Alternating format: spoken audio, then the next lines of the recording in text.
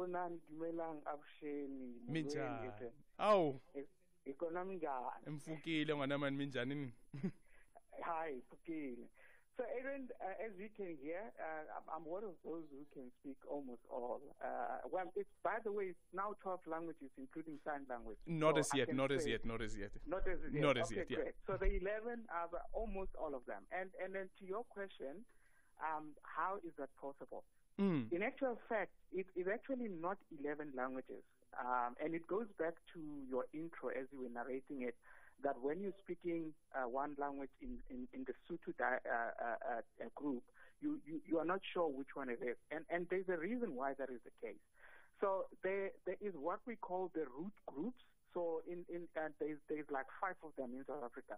So we've got Senguni, from which we have Zulu, Xhosa, Swati, Ndebele, and then Tsonga. And then we've got Sotho, from which we have Southern Sotho, Setswana, and then we've got Northern Sotho.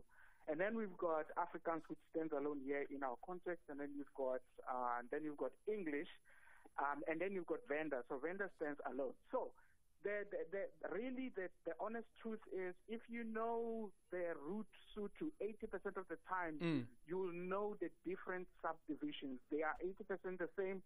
Mara, the other ones, like dialect. for instance, but Kilapile. And I used to think that Kilapile means I'm hungry, but Konja, which language does Kilapile mean I'm tired? Spade. Kilapile means I'm tired, yeah. But that is now accounted for in the 20%. So that's where the difference is. But the majority of the time, Papa ke Papa in Kassutu and also extend also in other languages as well. So it's in reality, it's very, very easy to master the languages. It's very, very easy to understand them. Which leads me to this point. The average South African actually speaks 3 or more languages, if we were to be honest. Yeah. So we are polyglots, as it said in English. But the same applies, by the way, to the Euro languages. So there's Latin, from which we get Italian, French, Spanish, and all that. So if you know. Okay, KG. Okay, thank you, KG. Unfortunately, seem to have lost you there. Let's go to Jabu. Good afternoon, Jabu. Hi, Alvin. How are you? Good. How's it? I'm Fukile, nine. Yeah.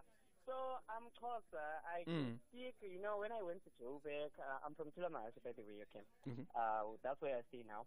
So I'm from Eastern Cape. So I went to Joburg for the first time. That's when I heard a lot of different languages for the first time. I've never been to Joburg. I've never been exposed. Nobody has ever sort of like warned me about Joburg culture. So when I went to Joburg for the first time, I was at Park Station. That's when I heard different languages. I'm like, okay, this is not South African. You know, there are so many people from Africa and so on. It was a shock for me, a cultural shock. And then I'm going to university. And then I go to university. Everybody else is speaking different languages. They speak good English. Yeah. They speak Afrikaans. They speak Sotho and Zulu. I know in Joburg, a lot of people speak Zulu. But if you're talking about official things, you know, like if I remember when I was at varsity, I would always look for someone who's black. I'm like, okay, I want to talk to this one. Maybe he's gonna speak Zulu. Zulu and Xhosa is the same thing. And that's how Dumelang, Uka, you know, all those kind of things. And I'm like, oh my God. And I'm trying to go on Zulu and the person is going on Zulu. Hey, I want this. And I'm like, I don't want to talk that language, you know. Speak Zulu, please. Because, and then I ended up learning Zulu because I'm Xhosa and my Xhosa was very, very strong because of my accent. And because I'm this person who has never exposed to any other language, my Xhosa was very, very, very strong. So a lot of people now, I also realized a lot of people, they appreciated how I spoke my Xhosa. They were like, oh wow, this is a good Xhosa. Talk to me. And then I enjoyed that kind of attention as things were going on. And then I've learned to speak proper Zulu. I've learned Sotho. In Sotho I can understand. But now I work in Thulamahashe. At least this is the tongue.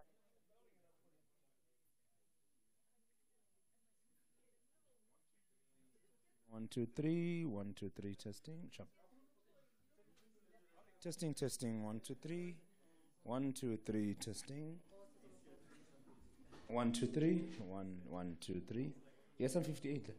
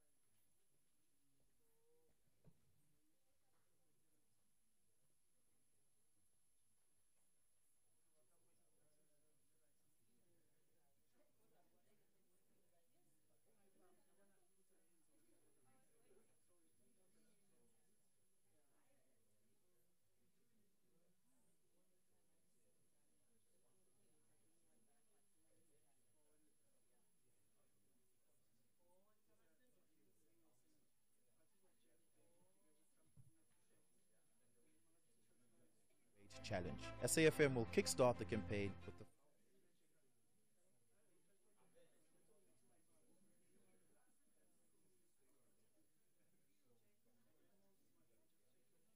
independent, non-partisan, progressive initiative seeking to promote critical debate and to find our next generation of thinkers and leaders. We invite you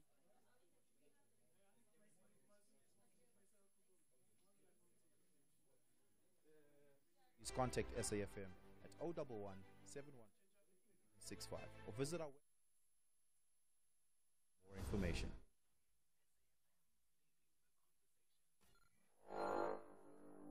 Tweet SAFM Radio and at Aldrin Sampear. Let's go to see.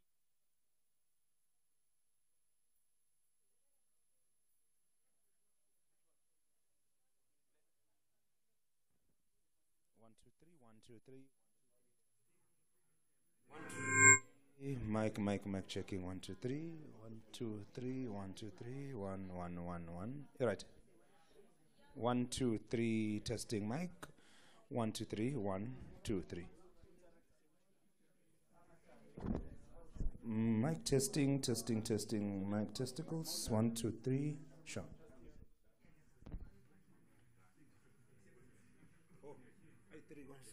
1, 2, 1, 2, 1, 2. 1, 2, 1, 2, 1, 2, 1, 2, 1, 2, 1, 2, 1, 2.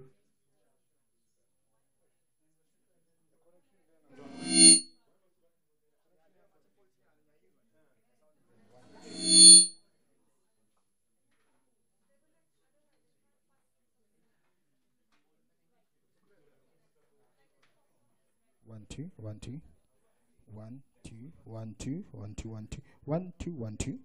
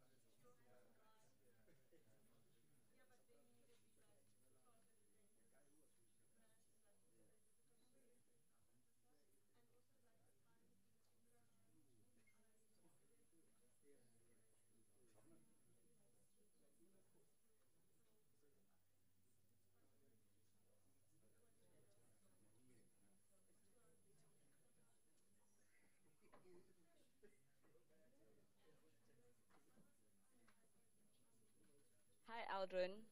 I can only speak 2 languages. I can ngikhuluma isiZulu from KZN and English. Thank you. Nompu, bye.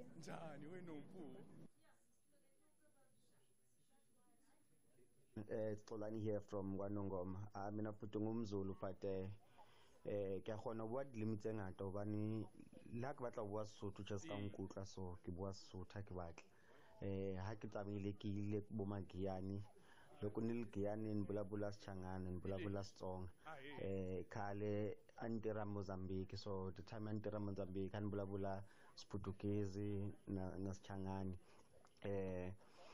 so yeah I can safely say I can commute around except the fact that in terms of certain terms between Tswana and Pedi and Sotho sometimes I do struggle but yeah nna nka tsamaya ke lo dula ntwena Free State fela ke dulle fela ke bua le batho ba teng ba ska be ba nkuka le hore ke mZulu yeah so imina ke lo insizwa kaNongoma ngiyayiqephula nje zonke izilimi angidlali oh Dineo, how many can you speak? Let's say 3. 3. I can hear. You know what? To be honest, my Zulu is terrible. I can hear it, but it's terrible. I cannot speak. And we're talking about speaking, not hearing. Yeah, no, speaking.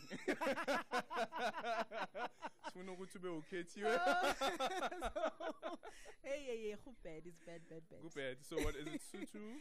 Setswana, and I suppose all the Sotho, right? They fall under one basket. So yeah, so they count as 3 actually, Aldrin. No, well done. Yeah, so 3 plus 1 English plus a bit of Zulu. Okay, no, but walika ngwani, walika. It's a minute after 5:30, rather. Time for the news headlines. Thank you very much, Aldrin. Good afternoon to you. Stories making news this half hour.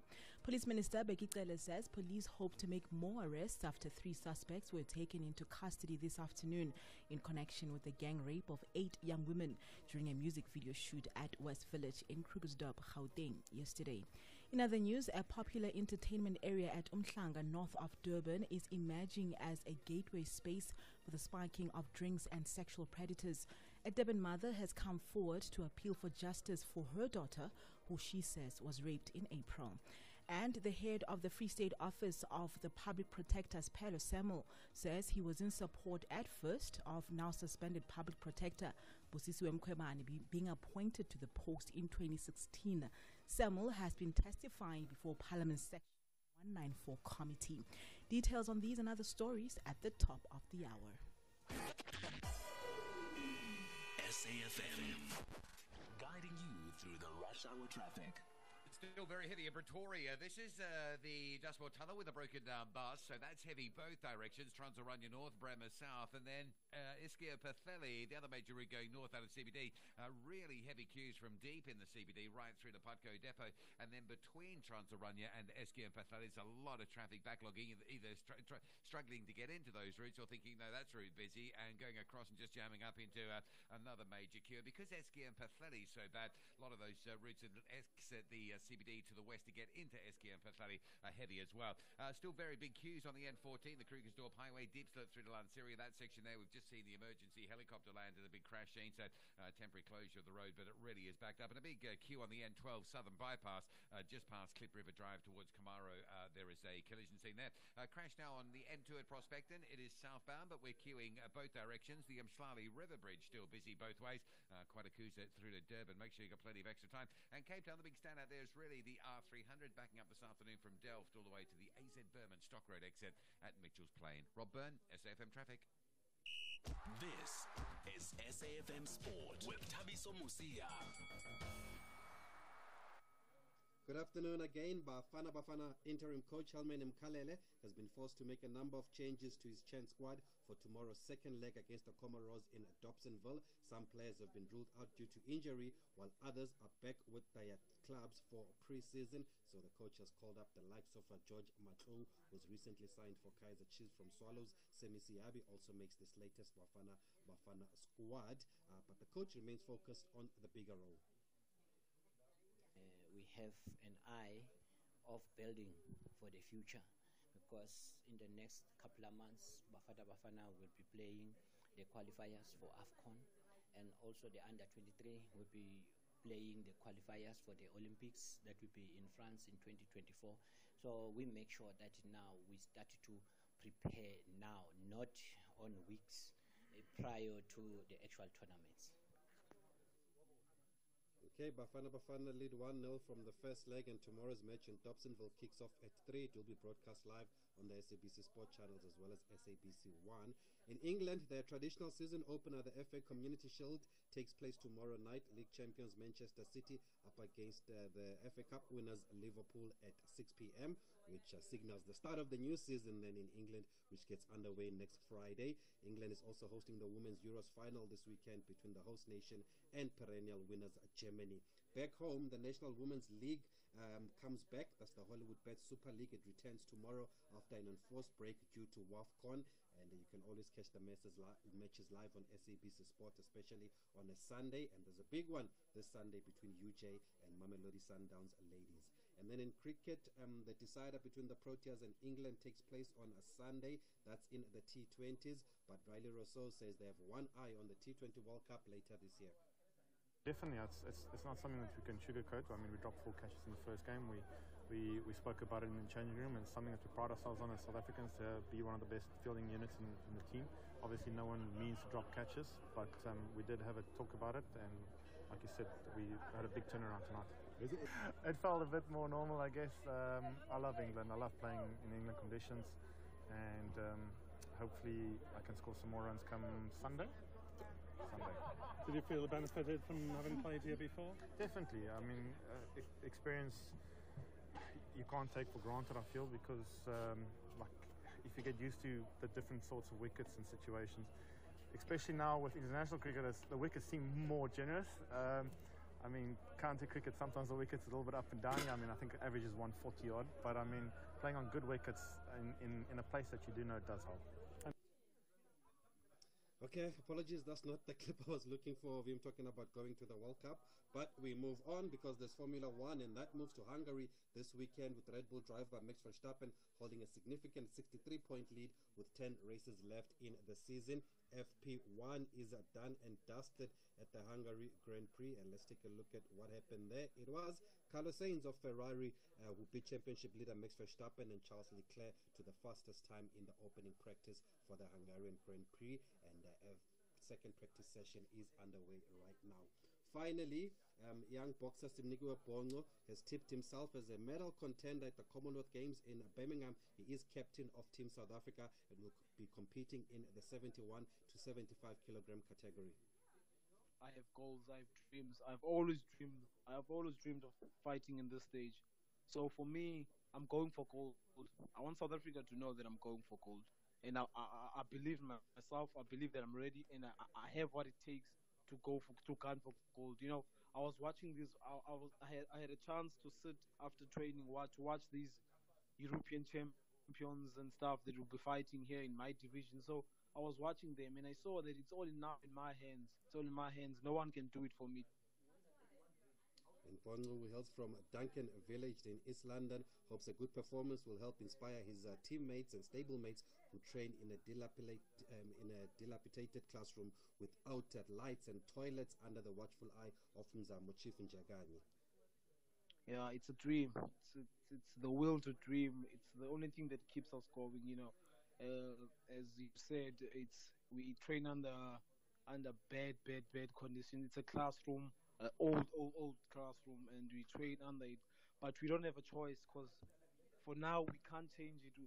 It's not in our hands to change it. It's up to someone's hands, someone who's watching out there to change it for us.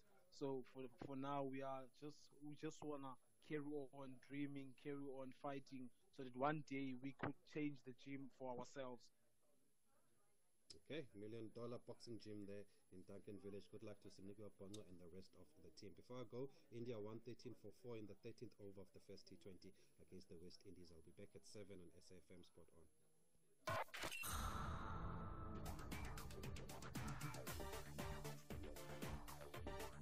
Beyond the Headline with Aldrin Sampear on SAFM. Weekdays, 3 to 6 p.m.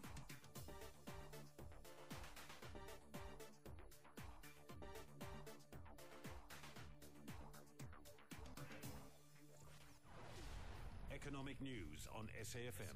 Facts and figures you can count on. And it's time for Money Web with Fifi Peters. Fifi, good evening. Welcome to the show. Quick one. How many languages can you speak? What, English? Yeah. Tswana, Soto. I think I butcher isiZulu, so I won't even count that. But yeah, I think the standard. Yeah.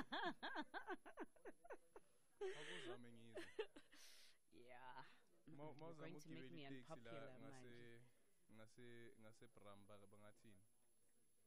Yeah. Mawucela itaxi eza Auckland Park. Hi, the taxi at Auckland Park ke di thola ko kae.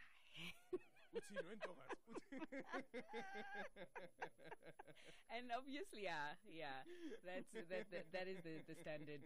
That is the standard response. Yeah. In fact, I remember dating a Zulu guy one time in varsity, and he told me about my churi language. You guys and your churi. Let's allow bygones to be bygones. So tell us about the JSE, the record monthly gain. No. So slight correction. A positive monthly gain. I suppose we wish it was, but it was a positive monthly gain because today was the last trading day for the month of July. I mean, can you believe how quickly the month has gone by? But yeah, so not only did we manage to finish the day higher, we also had a strong week for the JSE that has helped it to record a monthly gain up over 1% at this stage. I can also say that the Rand had a pretty good month of July as well. I mean, it's been a rocky ride, but at one stage during the month, the listeners will recall that the Rand was getting quite comfortable over 17 Rand, 20 or so to the dollar, because the dollar was just so strong at one point in the month of July. But we have seen the Rand fighting back, particularly this week, and the Rand at 16.62 to the dollar. So not too shabby of a performance. But let's get Wayne Makari, the senior portfolio manager at FNB Wealth and Investments, take. Wayne, your take on the month that was. Yeah, look, it was a very volatile month. I mean, we saw the all-share index up and down. In fact, it fell down quite strongly twice during July, but it's fully recovered, and we've had a strong, I suppose, the last 2 weeks. I mean, today, not much of a gain. It's 0.5% up. And it's quite interesting. The market started off very strong, then it sort of petered away and almost went back to a neutral stance for the day. And then it picked up at the end on the back of U.S. markets showing some positive signs. I mean, the Nasdaq's up quite nicely. The S&P's up as well. So I think that pushed our market towards the end a little bit. But it was all mining shares. So the resource index was up 3%.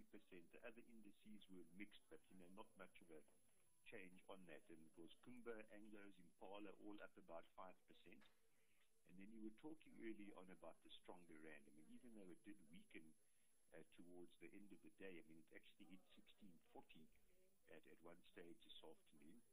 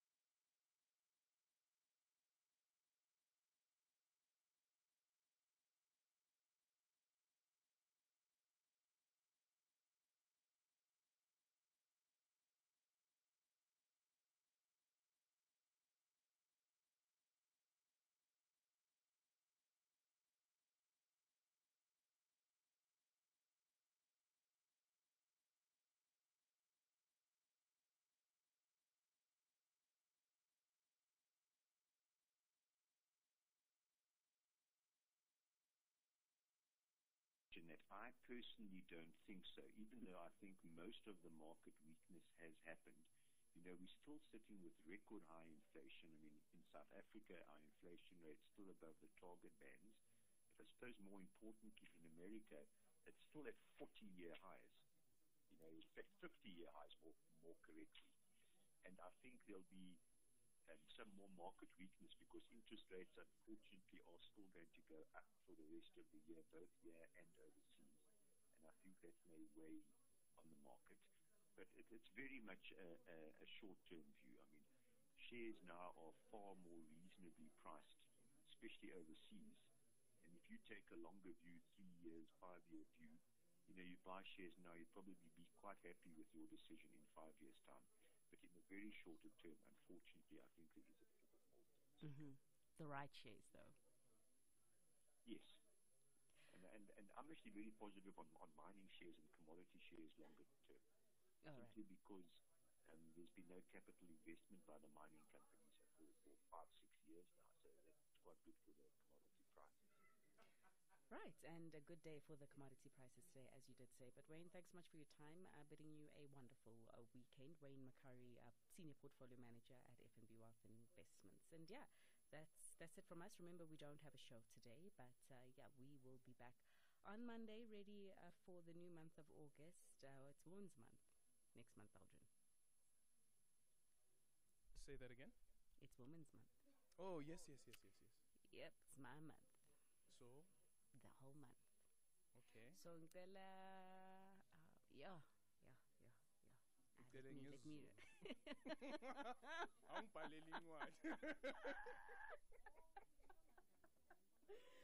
Bye-bye. Baleli incwadi yothando. But Zulu is also beautiful, eh? No, it's a beautiful. But I'm sure now the backshelling is Zulu, ne? And yes, I love it. Yeah. I love it. Bowozala. I love it. Yeah. Get oring wena. Bowozala.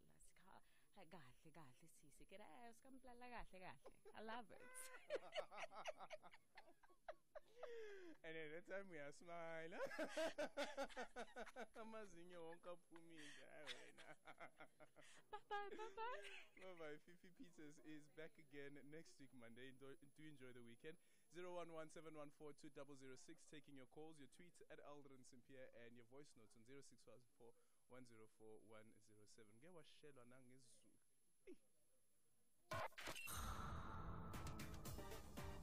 Beyond the Headline on SAFM, weekdays 3 to 6 p.m. Okay, let's try that line to Khojan again. Good evening.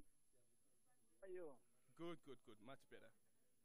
I got cut while I was trying to make a point. Yo, Khojan, and let's try Is again. my line okay? It's much better. Is my line okay? Can you hear me? Yeah, we can. Yes, I was saying we are to blame for not knowing our language the way we were taught. Like I was giving an example, you call yourself, you call your wife honey, daddy for the father, instead of mother and daddy and things like that. And personally, I grew up in Lesotho. I only speak 2 languages because in Lesotho you learn Sesotho and English and nothing else. I don't know now, maybe there is other introduction of many languages. I happen to be in many countries. In Zambia, there is what you call Lozi. Lozi is like Sesotho. I was there, I learned Lozi, but just evaporated into thin air. But I was trying to tell you, even your cell phone, 07626543376, the pure Sesotho one, if you really want to know the pure Sesotho one, for instance, I'm looking at my, in front of my car here, I can see there is Haoleto, Super Haoleto, Pedi Rubum, Super Haoleto, Pedi, Haoleto Pedi. You see, those are Sesotho numbers, not zero, what. If you really want to say Sesotho, Haoleto means nothing. That is not. So, if you listen, take some time to listen to some of the radio stations in Lesotho, especially Muafrika, then you would know the pure Sesotho. Yeah. The pure Sesotho, not mixed with this and that.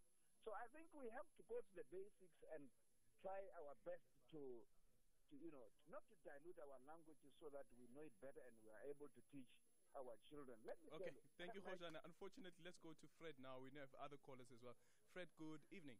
Adrian, how are you? Good. How's it, Fred? All right, man. Hi, this is another topic, eh?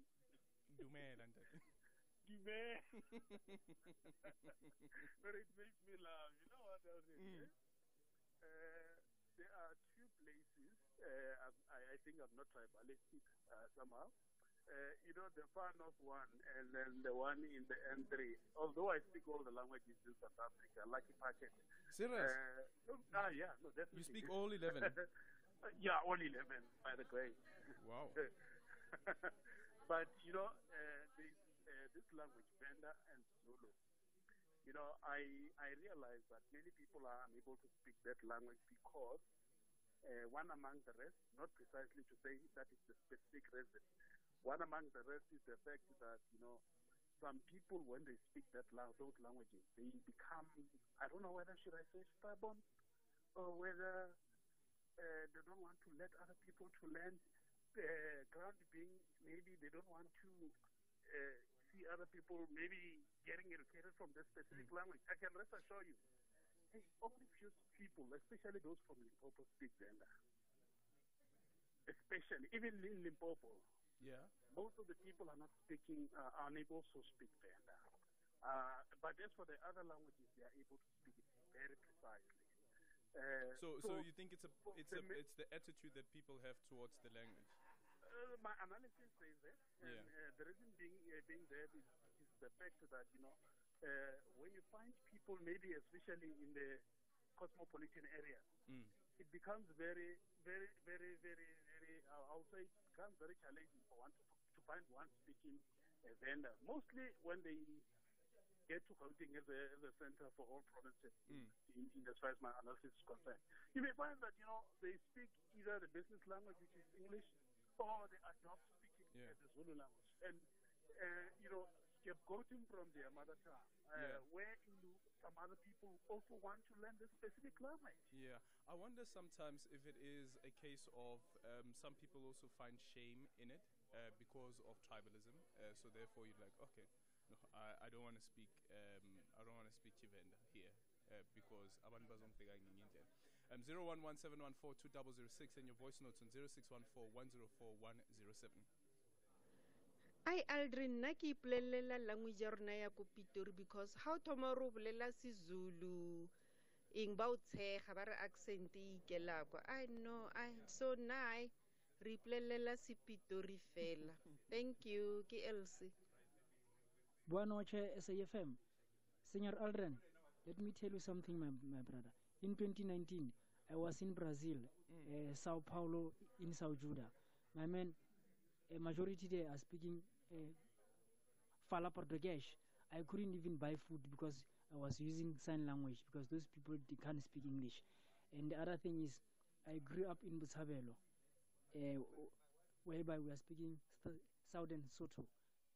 Two commons by the plus, like the Afrikaans geleerd, 80% van Afrikaanse kan dit praat, kan dit skryf. Ja, dis hoe dit is. Monte Brigado Aldrin, boa noite. Skosana Bloemfontein. Hi Aldrin, Tembi here from Walkerville. So, really good and happy to see you guys here. This is amazing. Makes me miss a time in my life. Come on in. I'm gonna do just a chat around some of the ground rules very, very shortly. But I just thought I'd start by introducing myself. I can use a mic. I don't think it's necessary. You guys can hear me, right? Can you guys hear me? Oh, yeah. My name is Oliver. For those most of you I haven't met, I'm very excited you guys are here. This is Lisiro. Please stand up. Lisiro is the producer of the show that we have. The name of the show is This Week Today. She's also a producer of like a million other shows. She's also a television producer for Newsroom Africa. So she's an all-round cool person to know. If you have an interest in a career in media or just want to know about like radio and stuff, she's a person to speak to. I'm just the voice behind the mic. Yeah, and I'm happy to have you guys here. We've been wanting to do this program for the last 3 months or so. Well, myself, I've been wanting to do this for the last, 7, 8 years. When I was a Wits student at Wits Debating Union, we had something called the Big Debate. We would fill up auditoriums like this, have fantastic debates, but we were unable to get the media coverage to make it a national thing. And it used to be very, very popular. We would even have really, really renowned South Africans participate in these debates, but there just isn't a debate culture in South Africa. Mhlanganisi, who's a good friend of mine, we were just talking about this now, and we're really trying to change that. We're really trying to invigorate that, and what better place to start than with a community that's actively already involved in this. So 8 years ago, we couldn't get the media coverage. Now we're in the media, so we are the media. So we don't need sign-off from anyone. We can do it, and that's why we're here. Yeah, you can have a seat. Now, I just want to introduce the judges for the debate. So we're going to do this every single month across the country. We're off to the Western Cape, KZN, Eastern Cape, Free State. We're going around the country and doing this. And we're starting here in Joburg, and I'm very honored that we're starting here. Not every month will we have as prestigious judging panel as we do today. This is by pure luck and coincidence that we're able to have this. Two very good friends of mine that I've known for the last 8 to 9 years and who have been actively involved in debating. In fact, and I'm not being vindgat when I say this, the greatest debaters our continent has ever seen, the world has ever seen. Firstly, I'll start with Dan Quarter. Please just stand up. Dan, yeah. Does anyone know Dan? None of you guys know Dan. Oh, Dan was part of the South African team that gave us the greatest performance at the World University Debating Championship in the history of South Africa. Yes, Yesh, who's as equally as great as Dan, who's not here, was his partner. So the greatest team to ever represent South Africa at the World University Debating Championships. Dan also won the African Debating Championships at some point. I just can't remember when. When was that? 2013. 2013. They won the Pan-African University Debating Championships. So very honored to have him here. Dan, by day, is a radio broadcaster. He hosts the breakfast show on 5FM. Previously hosted the breakfast show on Good Hope FM. And when he's not doing radio, he's sort of trying to indoctrinate South Africans into socialism, which is his real passion. Dan is debated for UCT. Yeah, thanks, man. And right next to Dan sounded impressive, right? But now we'll see. Next to Dan is Fanele Mashoma. Fanele, not a South African citizen, so not the greatest debater to come out of South Africa. But Fanele is the only African to have ever won the World University Debating Championships. We hope someone in this room will change that one day, man. It can't be that. You know, we've long gone past the time of the first black and the only black. We must move, guys, and it's really up to you guys. And Fanele, yeah, I don't know if I can say anything more than that. He won the University Debating Championships Worlds on behalf of Harvard, where he's still a student. He's pursuing a PhD in economics from Harvard. And yeah, man, shout out. His partner, who they won the World Debating Championships with, just recently published a book. His name is Bo. The book world over is doing fantastic. I think one of the greatest debating books ever published. Fanele currently, I don't want to say he lives in South Africa, he's hanging out in South Africa, because he's honestly got nothing better to do at the moment. So he's kind of hanging out here, and I'm lucky to have been able to rope him in. Fanele did at some point debate for UCT in one very dark year in the history. Yeah. I won't say why that was dark. I'm still proudly from Wits.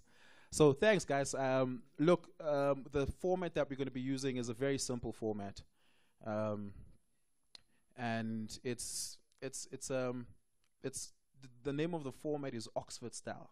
It's 2-on-2. I don't know why it's called Oxford style, but with a slight tweak, we're going to have a floor debate. We're going to open that up after the second negative speaker, and we'll have that for 15 minutes. It will be yourself in the auditorium as well as our listeners who are listening nationwide, well, continental-wide, so we hope to do that. So everyone who's come out, really appreciate having you guys here. It's special for me. It's an honor. And we're excited to take this on the road. Yeah, and then there will be no POIs, unfortunately. We don't do that here. There will be no such thing. Each speech will be 5 minutes long. Reply speeches will be 3 minutes long. Lesego will clap when you've got a minute left, so at the 4-minute mark, and in the reply speeches she'll clap when you have 30 seconds left at the 2 minutes 30-second mark. It's radio. Every minute matters. Every second matters. So we can't afford to be late. So if you're being clapped off, get off. Please have a seat. Yeah, any questions? We've got a minute to go. Cool, can we go live?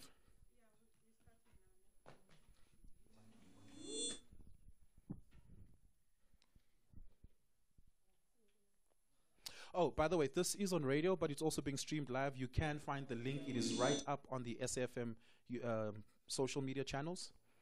So do share the link. It's being recorded, as you see, and live broadcasted. The broadcast will be made available to SABC1. That will broadcast it as well at a later stage. So it will be broadcasted to an audience of millions of South Africans. We're really trying to make the sexy mainstream cool and have people engage in this. So shout out to you guys, man. And you guys, I'm assuming half of you here are debaters. I hope you guys are carrying the legacy that we left at WITS and at UJ and doing well at it. It is important that young people do this. Sure, I just need a sign from my team. Yeah, we can go over to news. Can you guys join us? Drinks and sexual predators. A Durban mother has now come forward to appeal for justice for her daughter, who she says was raped in April. The 23-year-old worked at a restaurant in Umhlanga. The mother says she's speaking out so others do not have to go through the same traumatic experience. Other women have now also come forward on social media to tell how they experienced similar incidents, largely about their drinks being spiked in entertainment venues in the greater Durban area. The voice of the 23-year-old's mother has been altered to protect her identity and that of her daughter. As a parent of a child who has been violated in this way, you just feel absolutely powerless in the situation because you can't change what's happened, but it's just not that simple. It's a matter of having to go through procedure, with the police and laying charges, and all of that is excruciating because the story has to be told and retold and over again to complete strangers. There's just nothing I can do. In other news, ANC President Cyril Ramaphosa says the governing party will spend a great deal of time finding practical solution for Eskom's debt crisis. The government has enlisted the private sector in an emergency plan to tackle the worst ever rolling blackouts in Africa's most industrialized economy. The president has announced the scrapping of controls on companies generating their own power, as well as plans to allow households to generate solar power and sell it back into the grid. Ramaphosa says the revival of renewable energy and lifting of the threshold for licensing will increase electricity supply. Earlier this week, government announced additional measures, yes, to tackle the electricity crisis that we've been facing and that Comrade Soli Mapaila also spoke about. The measures that were announced will help to fix Eskom and improve the availability of existing supply, accelerate investment in maintenance at Eskom, and also accelerate investment by other operators to ensure that there is increased electricity generation capacity. The head of the Free State Office of the Public Protector, Pelo Samuel, says he was in support at first of now suspended Public Protector Busisiwe Mkhwebane being appointed to the post in 2016. Samuel has been testifying before Parliament's Section 194 Committee for a third day. The committee is investigating Mkhwebane's fitness to hold office. Samuel has testified that he believed that Mkhwebane lacked intellectual and legal knowledge. He also wrote to Parliament in 2020 calling for an investigation into her conduct. However, Samuel told MPs that he initially believed that she was the best person for the job. I'm one of the people that were in support of her being appointed. The performance at the interviews was, in my view, was excellent. And we were all happy. I was. But it is her conduct subsequent to that, during her term, that then turned around. It is only practically now, when doing her work and taking decisions, that that view changed. Finally, the Department of Cooperative Governance in KwaZulu-Natal has praised rescue workers in the Western Cape for their assistance during the recent floods. More than 450 people were killed and about 80 are still missing after the April floods disaster. KZN MEC for Cooperative Governance, Sipho Hlomuga, has addressed emergency personnel in Cape Town. We came here to say thank you, to appreciate your assistance, because as much as we've lost 456 lives, through your assistance, maybe we should now recording maybe 1,000. Because of your team from here and other corners of South Africa, you came in our rescue and search team. We can now record that so far we have 456 lives that we have lost. Recapping the top story at 6, Police Minister Bheki Cele says police hope to make more arrests after 3 suspects were taken into custody this afternoon in connection with the gang rape of 8 young women during a music video shoot at West Village in Krugersdorp, Gauteng yesterday. For SAFM News, I am Dinomo Taung. More news at 7. Giving you new perspectives and information with deep dive expert analysis of the biggest stories that shaped your world this week. And it is 7 minutes after 6 p.m. It's a Friday. Good evening to you. It is time for This Week Today. My name is Oliver Dixon. It's an honor and a pleasure to be with you this evening once again. We're coming to you live from the SABC studios in Auckland Park for a special broadcast, the first edition of the SAFM Debate Challenge. We're excited to have 2 fantastic debating organizations in the country participate in this debate. As you would have heard all week across the platform as we've punted this is really about unearthing the current crop of critical thinkers in this country who will become our policy makers, our decision makers in government, in labor, in organized society, in civil society, as well as in business. If debating culture has taught us anything across the world, is that you need to take serious people who participate in these conversations, because they are the people who ultimately will one day write the policy documents and make the decisions that shape our world, that shape our reality. Today's debate is a very, very somewhat controversial debate topic. Should the South African Parliament institute a 50% youth employment quota? Thank you so much to our audience who've made it live here today. And thank you so much to you listening live from wherever you are. Of course, we will open up the debate to you as a listener and as an audience member. You can give us a call on 011 714 2006. We'll take your voice note as well on 0614 104 107. Do tweet us live at SAFM Radio and tweet me directly at Oliver_speaking on Twitter, Oliver Dixon on Facebook. And we're excited to listen to your engagement as you listen to the debate and participate in the debate as an audience member. We'll take those engagements just after the 6:30 mark. To introduce our debaters this evening, we're joined by the University of the Witwatersrand, who will be on the proposing side of the motion, and we're joined by the University of Johannesburg, who will be on the opposing side of the motion. Our judges for this evening, 2 very, very good friends of mine, and renowned debaters the world over, not just in South Africa, joined by 5FM breakfast host Dan Corder. Dan was an active debater and was part of the team that represented South Africa, the World University Debating Championships, that gave us the best performance in the history of South Africa. Can we give Dan Cord a round of applause?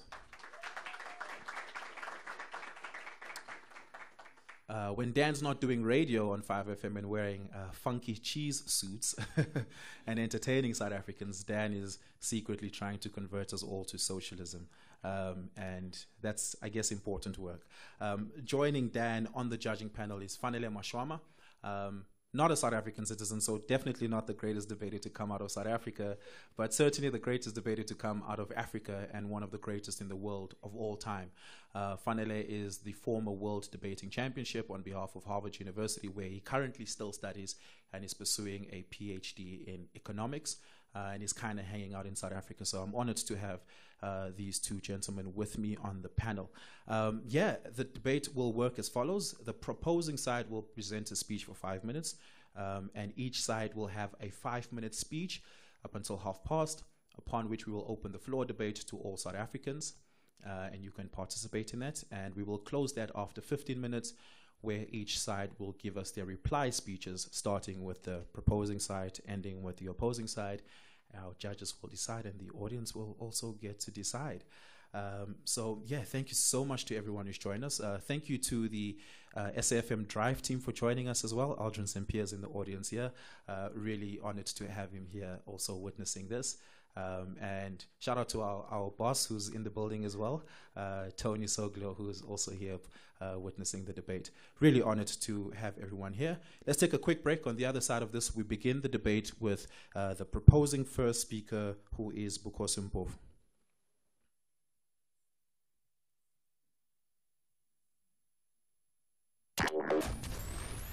Here, there, and everywhere.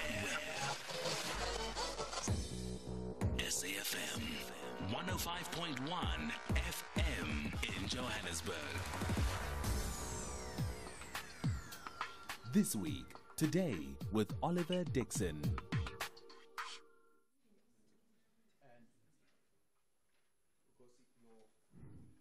And your 5 minutes to the first proposing speaker starts now. Panel, audience, and viewers. We start this debate by looking at the general political trajectory that South Africa follows and why the youth are severely underrepresented. The trajectory that the South African political system has followed is that the rhetoric has always valued experience, struggle credentials, and the olden age. We think that there is a severe misrepresentation of young people within parliament specifically, within policy making, and within economic decisions that are meant to grow this country so that it can go forward. We think that there is little to no representation of young people in parliament specifically. We think that in the instance that the representation is there, they're usually stifled by political bigwigs that have struggle credentials. We're talking about people like Lindiwe Mazibuko, who tried to rise up the ranks of the DA, but they had to drop off their political careers because they got stifled throughout the process. This is the same trajectory that most young political leaders follow, and we think that we lose a lot of political talent in the process, and we are able to exclude a very important aspect of policy and decision making within our parliamentary structures. And we think that that is a gross injustice to the future and to the young people of this country. Secondly, panel, we need to talk about quotas, why they exist and why they're important. We think that quotas exist to ensure equity in which there is severe misrepresentation. This equity comes in the form of the fact that there is a vast lack of youth representation in parliament. And we think that the need for this quota is then necessitated through that. But secondly, panel, we think that within this debate itself, we need to value a 50% equity, because we think that when it comes to issues of the youth, we lack representation severely, and we think that this is something that we need to emphasize on, and hence we're able to take that radical stance. Why do we think representation is very important? Firstly, we think that when we give 50% representation, we're able to stifle things like political suffocation, which I already talked about in the example of Lindiwe Mazibuko, in which young political leaders don't get to rise up the ranks. They are able to then rise up the ranks through these quotas, because not only are they small microcorps of youth leaders within parliamentary structures, but are also working with other youth leaders. In this instance, we're able to also realize the identity of the youth and how that becomes particularly important within the framework and the political fabric of the country. This identity comes within how we're able to create a more intersectional society, because we think that the parliament that we want in the future is a parliament that has representation across the board. By representation, what do I mean? I mean, we have representation from a black child from Alexandra, we have representation from a trans woman, we have representation from queer individuals within parliament. We think that we're able to get this representation when we necessitate this quota. Secondly, panel, why do we think that this quota then becomes very important in the future of the country and in us making very worthwhile decisions that will ensure progression within society? Firstly, we think that when you look at the biggest problem that the youth face, which is unemployment, youth unemployment is at a very staggering rate. The moment at which you put young people within parliament, you directly address that problem in two ways, because we think that firstly, old people and political bigwigs that currently occupy seats in parliament are very much gatekeeping of these jobs and gatekeeping of opportunities that the youth so deserve in creating the broader future that we need. But secondly, panel, we think that in the instance in which young people have influence in the creation of these opportunities, firstly, and secondly, in the jobs themselves directly and in the kind of decisions that create industrial complexes that favor the youth, economic policies for the future in order to progress the country, we think that that is victory that we want to celebrate. The only way that we can achieve this is if we have more young people within parliament. Why is status quo failing the youth? We think that in status quo, we get rhetoric that says we want more young people in parliament, but we don't get this happening because there is no active incentive from political bigwigs to make sure that this happens, firstly. But secondly, we think that because of the lack of actual quota systems that ensure that this representation is made, there is likely to be political suffocation of the youth that are able to radically make it to the political systems. With that said, proud to propose. Thank you very much to our first proposition speaker, Bukosi Mpofu. Again, you can participate in this debate. Give us a call on 011 714 2006. We're also taking your WhatsApp voice notes on 0614 104 107. We're looking forward to your engagement on that. Let's welcome upon the podium the first opposition speaker, Tebogo Legeta.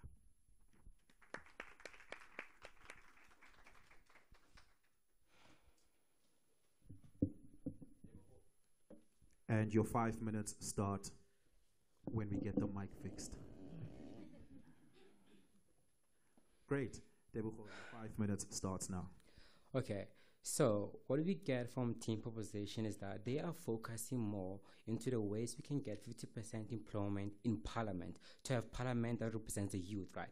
We do agree that parliament jobs are also part of the labor market, but they are not the only part of the labor market, right? We have the private sector, which is something that they failed to touch on, and they failed to show us how the 50% employment quota will work in that sector. They have focused on parliament and have told us, right, why we should have youth, young adults represented in parliament. That is very crucial, but the private sector, they completely left that out by not explaining how would that mechanism work in that sector, how would they get the business to accept that 50% employment quota, how would they implement ways into this, how would they implement ways into it to get businesses to comply with this 50% employment quota? How will they will also get other organizations to comply with this? They focus way too much on parliament, which we feel like is very narrow-minded, and we should have done more, and by going more into the private sector, right? And also, they talk about misrepresentation, right? We agree, young people in the labor market as a whole, not just parliament, are misrepresented, and we feel like this is something that the country should fix. But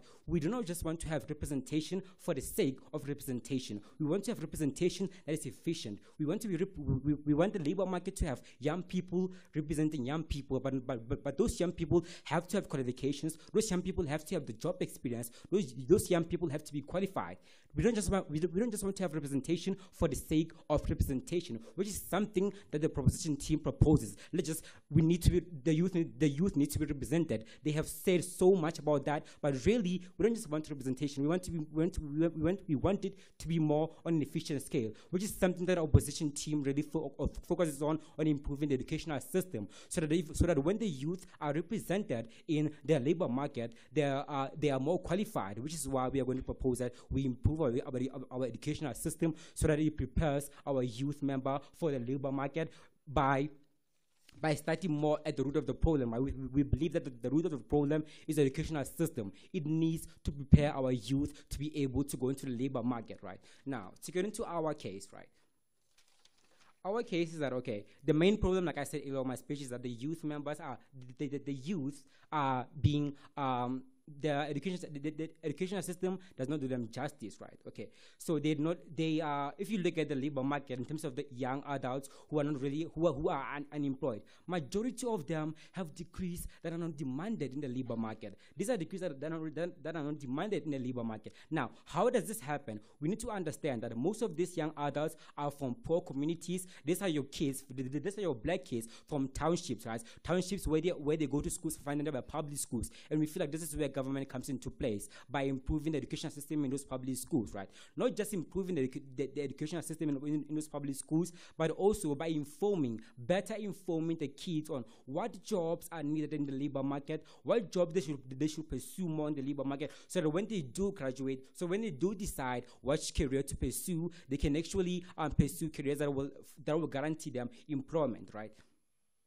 Students, if you look at students from Model C schools who are way better informed about the labor market, they don't really struggle to find jobs because their schools are really because their schools better inform them about the labor market from secondary school by teaching them, okay, this is how the labor market looks, and this is our degrees, these are qualifications that you should also focus on in order to be able in order to guarantee yourself a place in the labor market. This is something that we feel like public schools should do in order to improve the students' better chances of finding employment in the private sector. We do agree that there is a system in public schools which better informs students on what career to pursue, but this system is just not good enough. It needs to be reinvented. The government needs to invest more money, more resources in this system. It does exist, but it's not efficient, and this is something that that as team opposition, we believe the government should do way more better at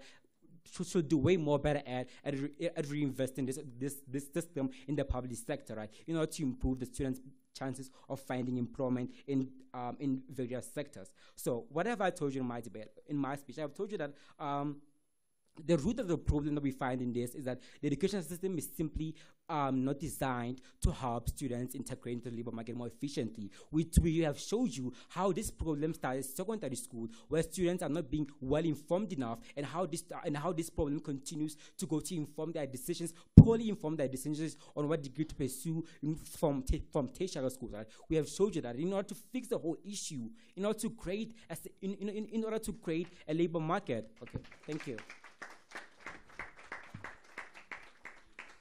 Thank you very much to our first opposition speaker, Deborah Ligeta.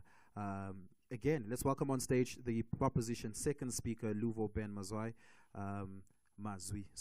Luvo Ben Mazwi is our second proposition speaker.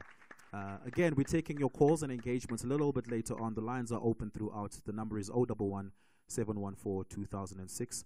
We're also taking your WhatsApp voice notes on 0614 104 107, or just tweet us, #SAFM debates. We're excited to have this debate happen. Luvo, your 5 minutes starts now. Panel, the reason we have the failures that exist within Parliament today is because of the exact model the opposition tries to bring in this debate. We tell you, at a point at which we are going to sidestep direct issues that are firstly affecting the youth but the progression of this country, we are ultimately stifling any kind of possibilities of fixing these same problems. We tell you, in their world, we do nothing to solve the problems that exist within society. We only worsen them. But let me prove this to you, right? Two things I'm doing in the speech. Firstly, I'm going to be going through some rebuttal where I'll be dealing with direct responses to the case that we have on their side thus far, and then ultimately I'll be moving on to my own substantive case, where I'll be dealing with one main idea, which is what it looks like when quotas manifest, specifically in the instance that we're opting for as a proposition end. But let's deal with a couple of responses here, right? Firstly, we get this idea from them that tells us that our model is exclusive to Parliament, and essentially by making a model exclusive to Parliament, we can never have any kind of overall progression within the state. A couple of reasons why this is not true. Firstly, we think that the motion specifically requires us to speak about a 50% quota in Parliament, right? But even if it didn't, here's why we're still going to win. We tell you that on our end, the decisions that are made in Parliament are particularly the kinds of decisions that are going to affect every other job that exists within status quo, right? So we think that in the point at which we have better youth representation in Parliament and we have better youth minds that are enabling ideas in that space, it is likely that the kinds of progressions that we are going to obtain in the long run are going to be the ones that are going to benefit the youth, or at the very least be able to engage them.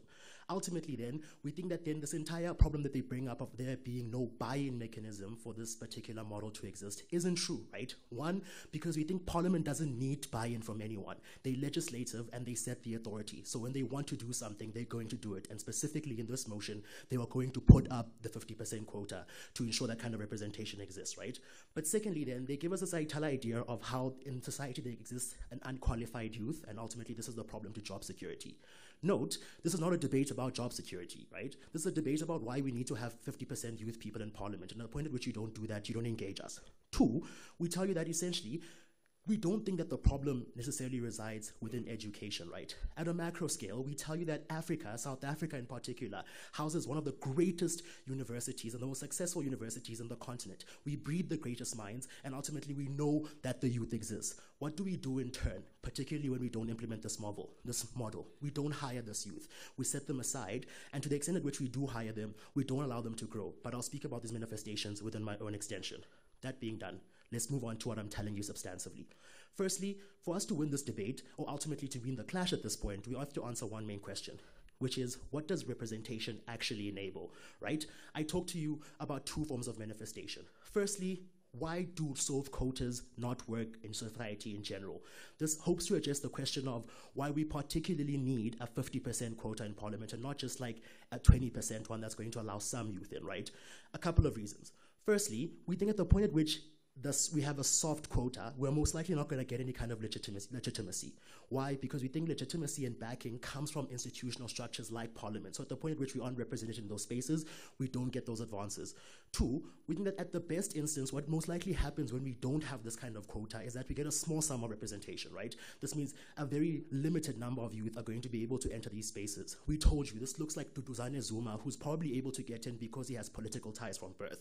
This looks like John Steenhuisen, who supports the DA and has been labeled as a youth representative when he's not. Or lastly, it looks like Ulindiwe Mazibuko, who's going to be a radical youth mind, but at the point at which he disagrees with what Parliament's setting, we stifle her voice and we remove her from that space. We have a problem with this then, because it means that these very important conversations and the voices of the youth are always going to be isolated.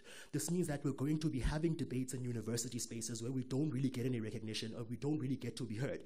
Ultimately, this means that the ideas of the youth never get to spread beyond small rooms like this. This is a problem because we have a vacuum of academic and political brilliance that is unexecuted and untapped into. And it is only when we have extremely strong quotas that are going to be drastic, like the 50%, that we can effect that kind of change and integrate youth into these spaces. For those reasons, we've taken this debate. Thank you.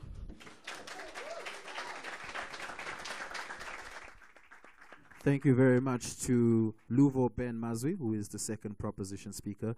We now welcome to the panel Naledi Mabitsi, who is the opposition second speaker. Again, we're taking those calls on 011-714-2006 and your WhatsApp voice notes. Also, please keep your WhatsApp voice notes short. In fact, 30 seconds would be perfect. Make sure it's audible, that we are able to engage and listen to as many of them as possible. We're taking those on 0614-104-107. The hashtag on Twitter for this debate is hashtag SAFM debate. We're running a poll on Twitter as well, so please do go on the poll and vote. Go onto the SFM page and you'll be able to see it there and vote what you think should be the outcome of the debate or what your position about this debate is. And to our second speaker, Naledi Mabitsi, your 5 minutes starts now. Panel, I need you to note that this debate can not only happen in a sense of that we're implementing a 50% quota system under Parliament. Parliament in this motion and in this debate exists as an actor to enforce that legislative rule. What that means is that you don't need to be in Parliament, or you don't need to be young in Parliament to sort of like address the root problem that this country is experiencing. This root problem, or the reason we are having this debate, it's happening because there's a mass pool of young people that are unemployed, and that's the problem. The problem is not underrepresentation in Parliament, but rather the problem is that we have a large pool of graduates that are not employed in this economy. So what does that mean? It means that then Parliament as an actor needs to enforce a rule that will allow businesses to sort of like create a quota system in all spheres of industries to get 50% representation of young people.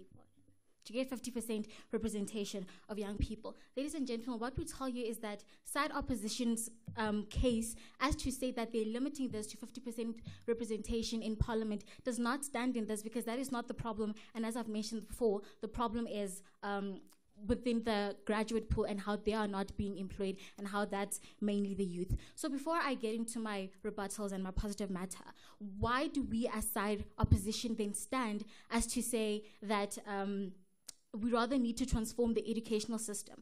First, we need to address the root problem of the educational system, and we need to address its inherent problem. It's that this is a system, especially in South Africa, that has a legacy of apartheid, that has a legacy that has never welcomed certain people, and therefore by welcoming or by the transitioning into democracy, this was a system that was never changed, but then rather assimilated people into this sort of system that was never welcomed in the first place. What this means is that so many black people and so many black people went into this sort of system without being catered for and without means being made for them. So at a point in time at which you're going to say we're limiting this, or we're limiting the parameters of this debate to Parliament, is a gruesome injustice to this debate. Ladies and gentlemen, what do you get from our side? What we tell you is that side proposition is giving a very narrow-minded interpretation.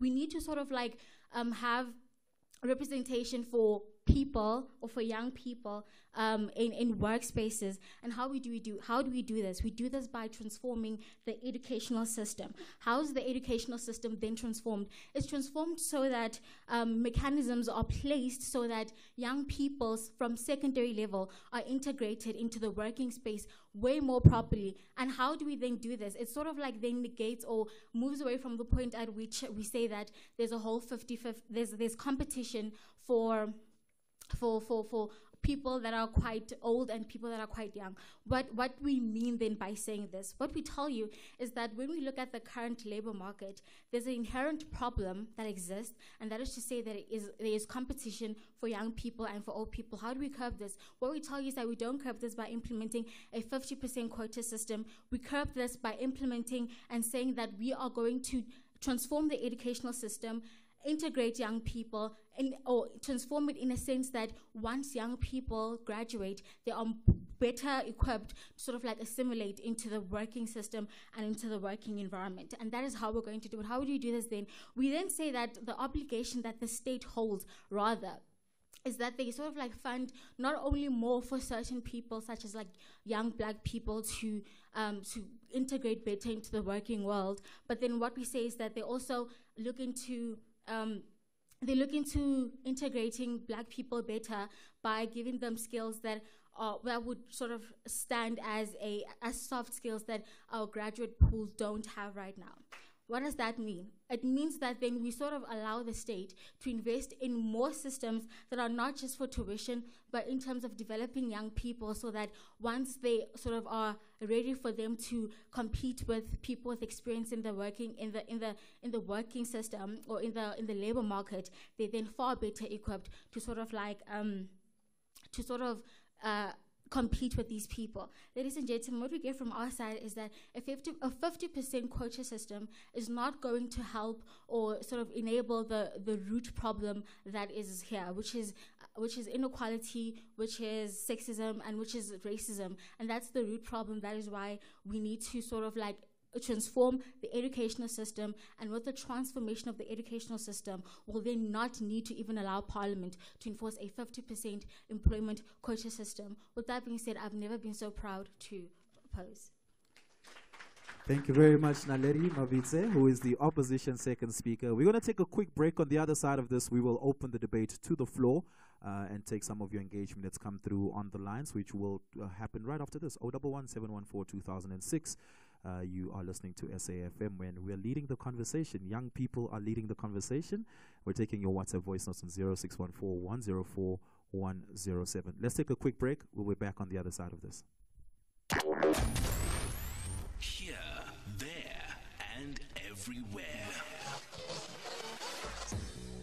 SAFM 104.6 FM in Kimberley. At SAFM Radio and at Oliver_speaking on Twitter.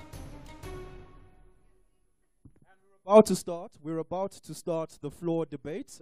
We've got a little bit of a shortage of a microphone line here, but we have a roving mic, so can we get the roving mic over here, and we'll start the floor debate on this side. So when you do come up, when you do have the mic, do tell us what your name is and then state your point or your question, and we will then continue over there. We'll take some voice notes and calls in between all of this as it happens. So yeah, again, those voice notes can come through on 0614-104-107, and we'll take a call or two on 011-714-2006. There we go. Let's start over there. Ma'am, the mic is yours. Hello, my name is Letabo. Oh, sorry. Is it okay? Okay. My name is Letabo Mintiwe. I'm a student at WITS. So the motion speaks of a general 50% employment quota, and proposition interpreted the way that they want to. But I think that the interesting part of that nuance that was missed is that now the government has a mandate to invest in the youth further than they have before. Under the government's proposition, we get that youth would be the ones to make that decision. But I think the interesting thing is that currently the government has to balance between investment or industrialization, because investment means that we get returns right now, but if we support young people to start industrializing, then we piss off investors and don't get money immediately. So the motion begs us to think of that kind of thing that wasn't mentioned in the actual debate that happened. Thank you so much, Litabo. Really appreciate that. Let's take one more question comment from the floor debate. Hello, my name is Gosnatis Bia from WITS. However, I want to clarify a few things. Firstly, let's agree that Parliament is the legislative body in this country. And we are saying, we've been crying foul of education to be decolonized, to be made to be relevant to the South Africans' needs. However, it is not happening. And we've seen it with reference to struggles like free education march and any other thing. It has been there. It is not happening, and it's the willingness, political will that is lacking. We are saying, let young people of this country take the leading role and be part of Parliament. In actual fact, what will solve this problem? We need to agree that part of the solutions in this problem, we need to allow politicians to have a retirement age of 60 years and then allow young people to enter Parliament so that these legislations will take place and they will be able to even legalize places. Because if you say, you talk about private sector, you talk about public sector, you are excluding the reality that even those sectors are regulated by legislative that is made in Parliament. So we are saying, let's deal with the gist of the matter so that we solve all other problems that exist in all other sectors. Thank you very much. Let's take another one from the floor debate. All right. Cool. Am I appearing? Okay, sure. I'm Siyabonga Ndebele from UJ. I think a very important chat that was missing in this particular debate is an idea of what quotas actually look like. So in this particular debate, it sort of happened in a vacuum where nobody really understood what a quota means, particularly for the individuals who are going to benefit from the quota, and particularly on the part of the individuals who are going to watch this quota actually happen. So that is to say the individuals are going to lose their jobs potentially due to that quota existing. And I think a chat around how individuals who are going to benefit from that particular quota are going to be perceived in that particular workspace, be it in Parliament or be it in your private sector, could have been a very important chat. However, yeah, man, I think a fun debate. Congrats. Thank you very much. Can we get the next one going? Hi, I'm Mambo from UJ. I think just like a point that I wanted to raise is that I think it's very important to note that representation doesn't always equal legitimate change on the ground. We think like an example of this would be like having black people in parliament, like after 1994, the idea was that all black people after that point are going to be like liberated, we're all going to be free, wealthy, rich, everything's going to be kumbaya, but that wasn't the actual case. So I think it would have been a cool chat to have that like representation in this particular space isn't necessarily going to bring about legitimate change on the ground. Thank you very much. I wonder if the ANC policy conference is as robust as this right now. Let's get the next one going. Hi, my name is Sihle and I am from UJ as well. So my question basically is about like the whole quota system and how basically it was going to be like perceived as my fellow UJ student has basically told us, right? So with the whole disempowerment of quotas, basically now youth are going to be looked at as just being there just to fulfill a quota and not necessarily because they actually have a sort of impact to actually like, carry out within like the country and stuff like that. So yeah. Thank you very much for that. We're not going to take another one from the floor just now. We'll take that in a short while. I do want us to take some voice notes on the WhatsApp voice note line, which is 0614-104-107. Get those voice notes coming in. Let's have a listen to some of the voice notes that come through. Hello, thank you very much, SAFM, and to all the participants. My name is Mulifile Tswara from Nyakeng, the Free State. It goes without saying that I'm in full support of the proposed notion, simply because young people of this country will eventually be the one who are running things in the future. So, therefore, this is really undebatable. What's the use to keep an old and unserviced car when in actuality you have money and can afford to buy a new car? Therefore, I support the notion. Thank you very much. Good evening, Mr. Oliver, Fred the truck driver. Hey, 30 seconds is too small, man. Listen, Mr. Oliver, you know what? I'm a truck driver. I'm doing my duty as a truck driver, servicing the people of South Africa as a truck driver. You don't have to be in the parliament. These young people, when they get there to the parliament, they forget us. They go and stay in Sandton and then they do all the shenanigans. Look at your former colleague, Pakamile Hlubi Majola, what she's doing there. That's a good example. Hello, my name is Busisiwe and I'm from the University of the Witwatersrand. I just wanted to say there's something called a demand and a supply. The reason why the markets or the jobs that are in demand are actually in demand is because there's no supply for them.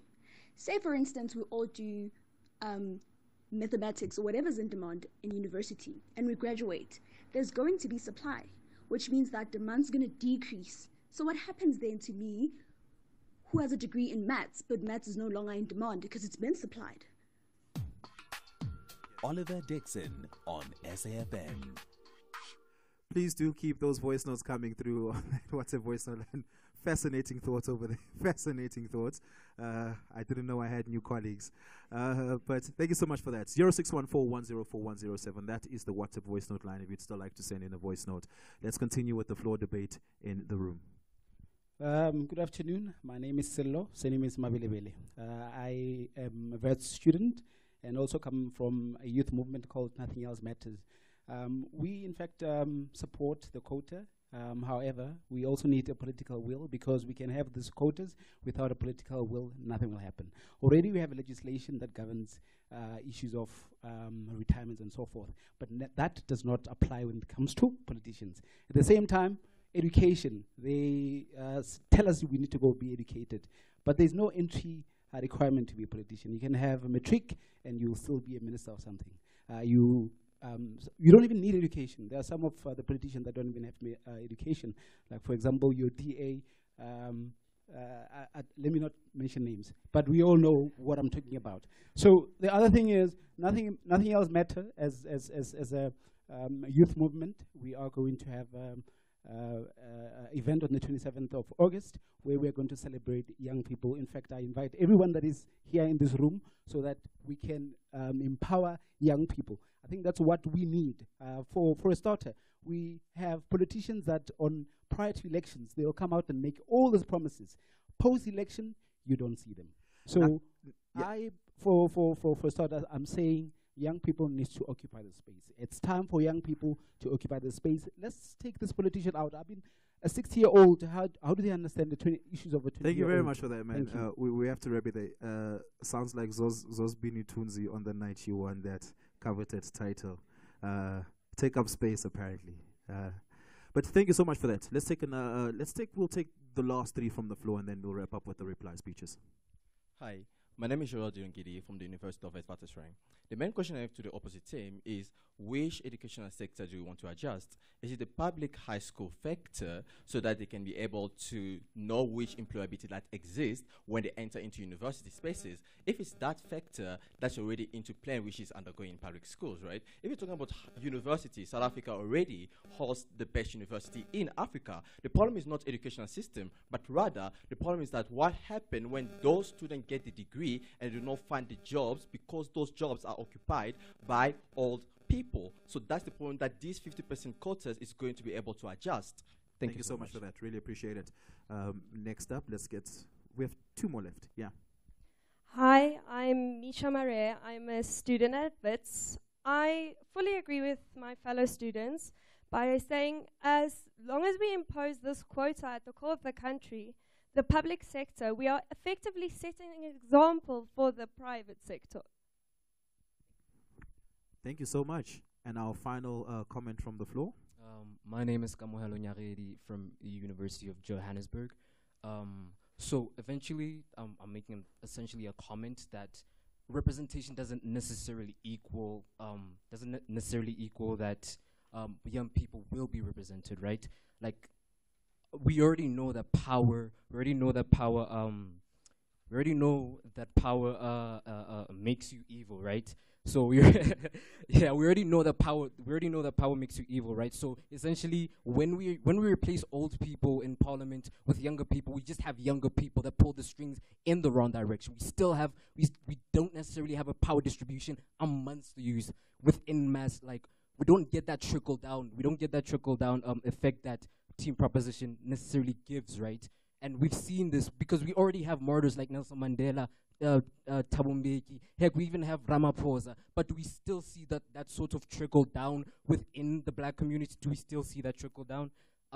That's why I say that, yeah, we're not going to necessarily receive that sort of impact that proposition gives. Thanks a lot, man. Really appreciate it. Love your durag. Love your durag.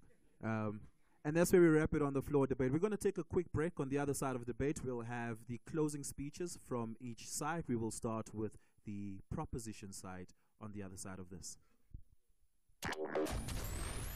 Here, there, and everywhere.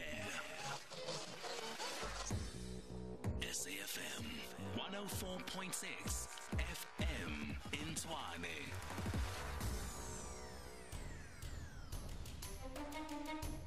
This Week Today with Oliver Dixon. And for the reply speeches, each side will have 3 minutes to wrap up their side's case as we close off this debate. It's been fascinating.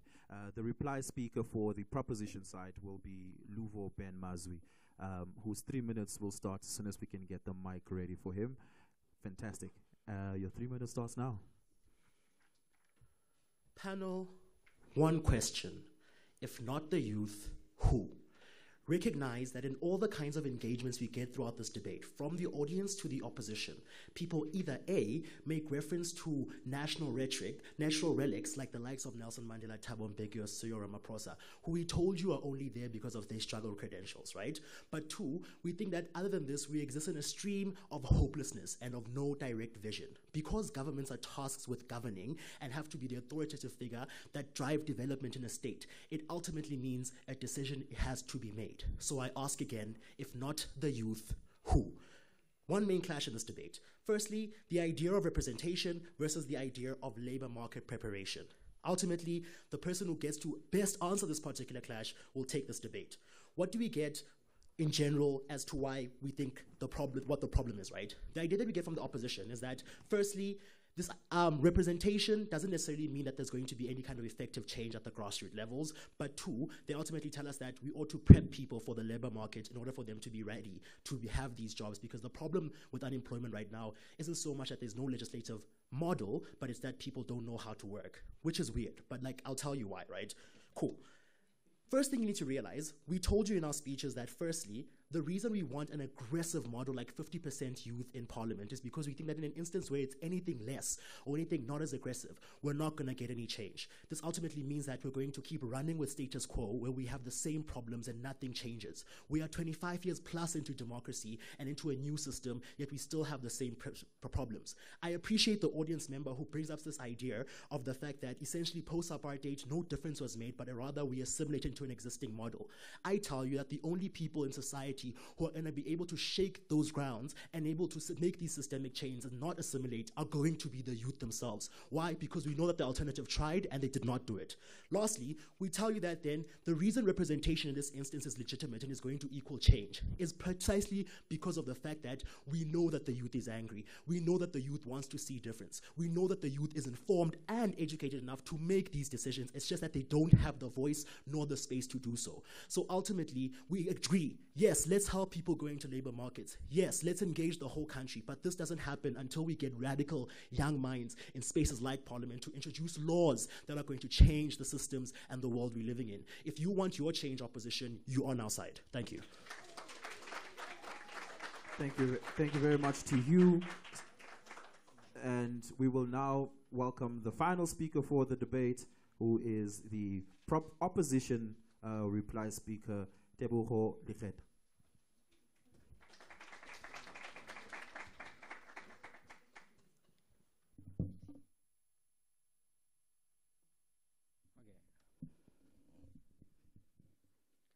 Okay, so team proposition focus a lot of the cases is basically based on parliament jobs. Let's make sure that the youths are represented in parliament. Well, firstly, let's look at the current state, the current members of parliament right now. Who are they? These are people, old people, right? These are your 50 or 60-year-olds, right? And for something to become a law, Parliament has to pass it. Now, they did not give us specifically what incentive will Parliament have to pass this law. The law that will make them not have jobs, the law that will make them unemployed. What incentive do they have to pass the law? They didn't give us any. The chances of this law being passed by Parliament is very, very low, because this law will literally make them unemployed. They will not. It is not a very realistic approach. It is not something that will happen. It is ideal for them for it to happen. But even if we decide to engage with that case and say, okay, Parliament should pass this law, the chances of Parliament passing this law is very low. It is something that we do not see happening in this debate. And also, right, like I said earlier, for the sake of engagement, right, even if we engage with all of that, like getting 50% employment in Parliament, right, how does this solve the high unemployment rate in South Africa? They come and say that the youth will do a better job at representing people, will do a better job at implementing organizations or using organizations in a better way in order to create employment among the youth. They did not give us specifically how will this happen. What will the youth do that is different from what is Parliament doing right now? What mechanism will they implement? They just come here and tell us that the youth will do a better job. What better job? What mechanism are they presenting in today's debate? They're not presenting any mechanism at all. Whereas team opposition is presenting a mechanism by telling you the educational system is flawed.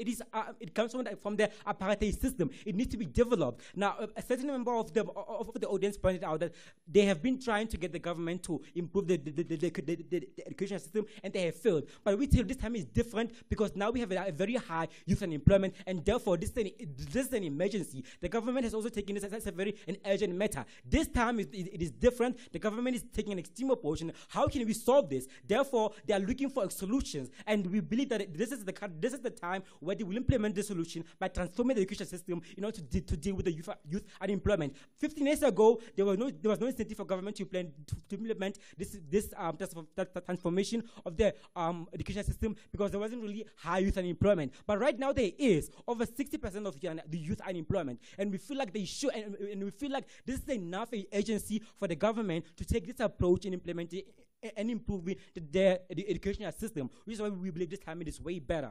Parliament, the problem we have in this debate is that in this debate is that majority of people who are unemployed are not employed because they cannot find a job. It is because their jobs are. Thank you. Thank you very much to Tebo Koleketa. And that brings us to the end of the debate. I'll give our judges 2 minutes to chat to each other, and then we'll have an announcement of the winner. They seem to already have a winner. That was quite quick, but before I give them a chance to announce who the winners are, I just again want to thank everybody that's come out here. They'll speak for 2 minutes each and give us a deliberation of what they think went down. Fantastic people, fantastic debate. Can we give all the debaters a round of applause once again?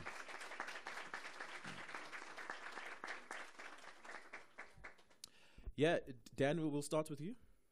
Hello. Firstly, I'd like to thank the SABC for hiring young people. I'm 28. And Oliver? Same. 28. SAFM and 5FM, the change is happening here. Thank you so much for the debate. It was wonderful for me. It's been a long time since African Championships and World Championships and fighting with Fanele. And I really enjoyed it, and it's a very prescient issue. And I enjoyed all the speeches. I thought they were very good. I just want to say a couple of things. This debate was quite hard to judge. And the reason why is that, unfortunately, both teams made some strategic mistakes, which meant that they spoke past each other. So let's start at the start. Proposition's job was to advocate for Parliament creating a 50% youth employment quota as a law. But they interpreted that as Parliament should do it to itself. The fundament of the debate was, how is Parliament going to do this to the whole country? So in the initial instance, what we needed to talk about was what happens if all businesses in the country need to have half young people? What would that mean for business and employment? What would that mean? And that's what this debate should have been about. It's what the motion was asking for. Having said that, Prop ran some pretty good arguments about how it's a really good idea to give young people a voice in the room, as SAFM is doing now. Then opposition, unfortunately, called that out, but ran a case that could have also happened with youth employment. Because the thing about a debate is you need to have a choice between two teams. And the reality is you can have a 50% youth employment and improve the education system. So when Op says we need to improve the education system, Prop should have said, yeah, we'll just do both. Because there's no reason not to do both. Which meant that both sides spoke past each other, which meant it was a difficult debate to kind of engage in, because what we needed was a clash, and we needed mutual exclusivity, where either you could get Prop or you could get Op. Having said that, there were other fundamental issues like, what is the youth? Is it ANC youth, like 49 and down? Or is it like 35 and down? Like, what is it? Like, who exactly are we talking about? Because if a youth is 35, they could have 4 degrees and 3 jobs by that point. Are they still youth? And so I think what this debate needed was, what does youth mean? And what does it mean for a whole labor market to hire half of them? And that was what I was waiting for. I think the same team won that you did, so I'll let you do that. Okay. I think Dan spoke very well about competitively thinking about this as a competitive activity, how you'd evaluate who won.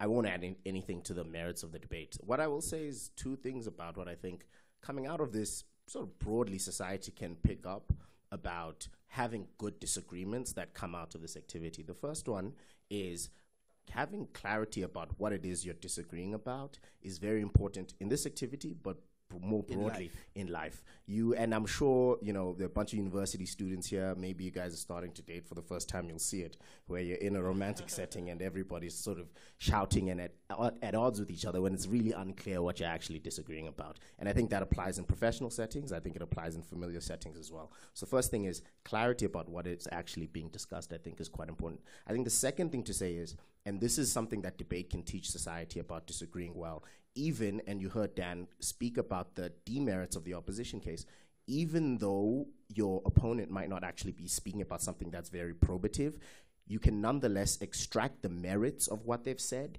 and apply whatever is relevant to the conversation that's being had. And I think that was an opportunity opposition had in this debate. That Who they won? missed. Ultimately, we gave the debate to opposition. Thank you very much. Congratulations to the University of Johannesburg for winning the first debate, the first SAFM University Debate Challenge. We'll be coming to many different provinces across the country as we roll this out. Our boss is here. I hope he loved it so that he can give us money to make this happen. There's just very briefly one last person I want to recognize. A little bit of an ambush. Professor Hugh Corder is in the audience with us. Can we just give him a round of applause?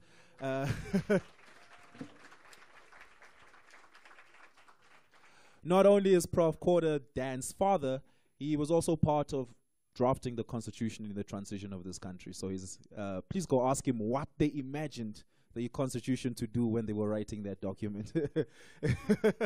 But once again, thank you very much to everybody. It's been an honor. It's been a pleasure to be here with you.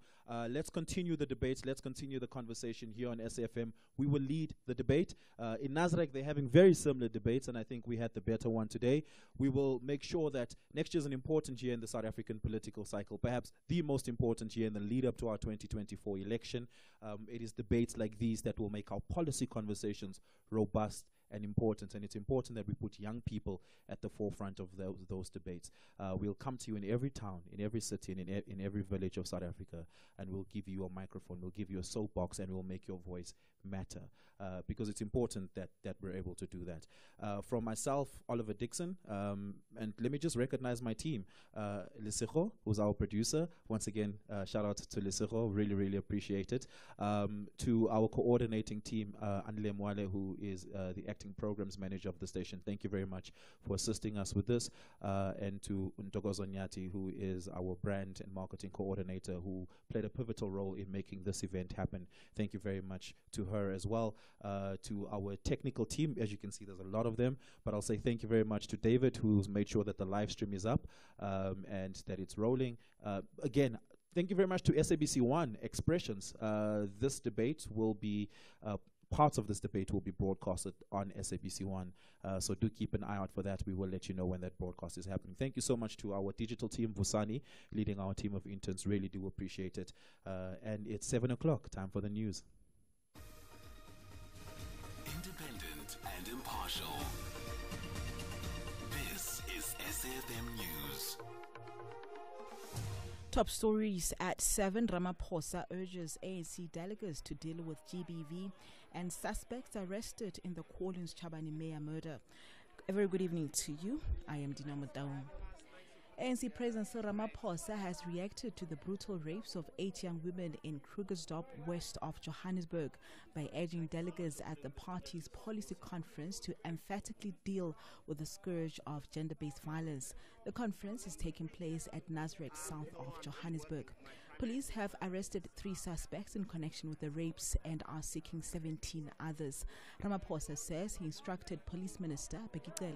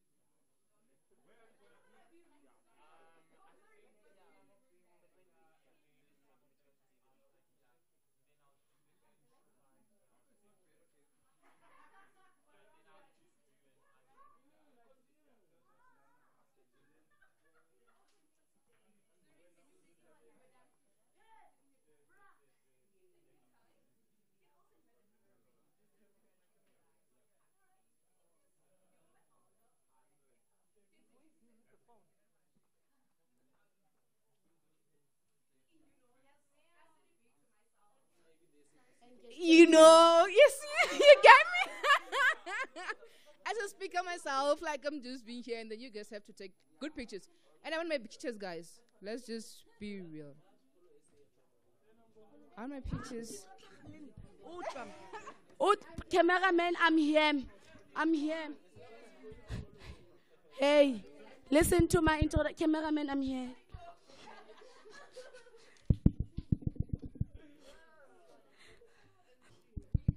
Greetings to the House at large. I'm the opponent. I'm the team opposing from about, yeah.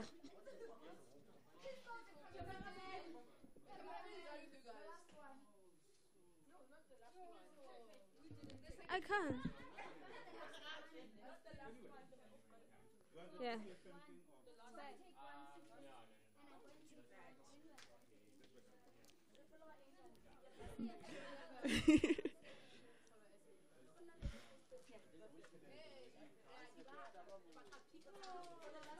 I'm the last one.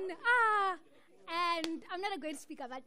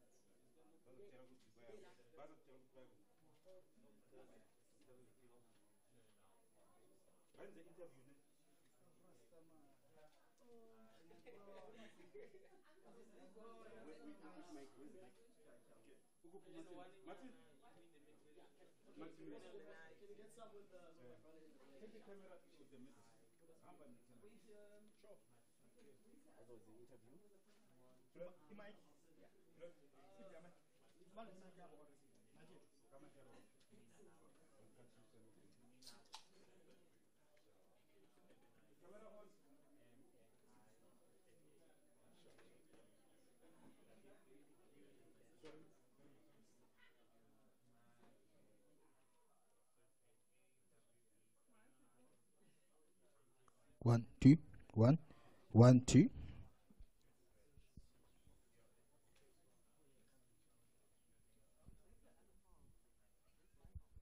One, two. Check that mic.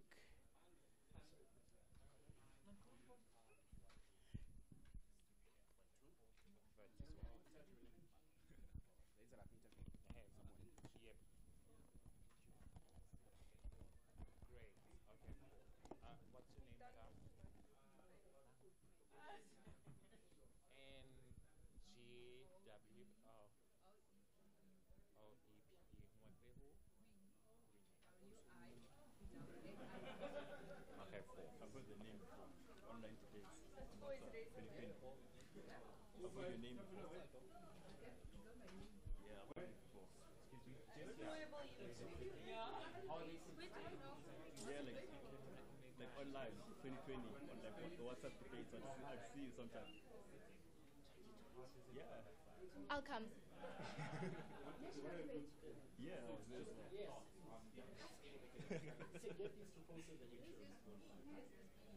small world. Then we can have an idea of what we do.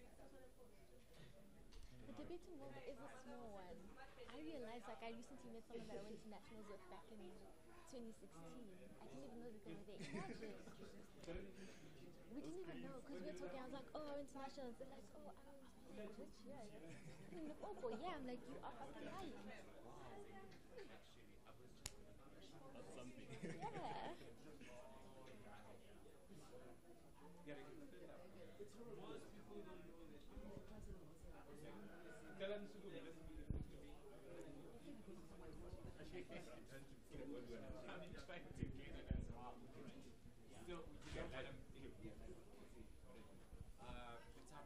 Just give us your thoughts on the debate. How did you think the two teams did? Hi.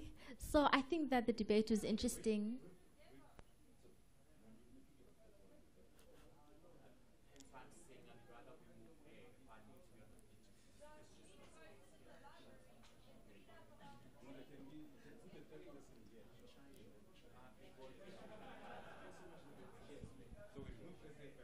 No, it's fine. It can stay there. Stay there. I'll just do my adjust somewhere here. I thought that I'll do that. So let's see if that's I'll be in the picture as well, introducing them.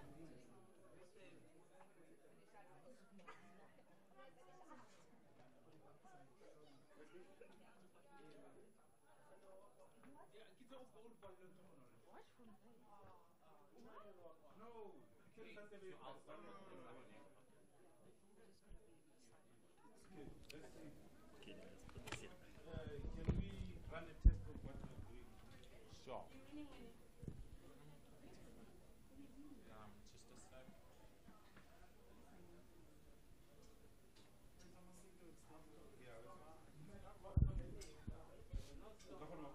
I can give 3.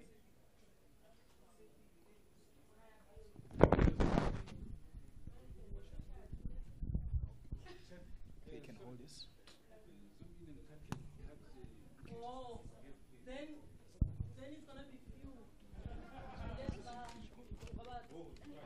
I mean, I can do 2 at the time, 2 of them, and then do 2 separate 3. Okay, cool. Okay,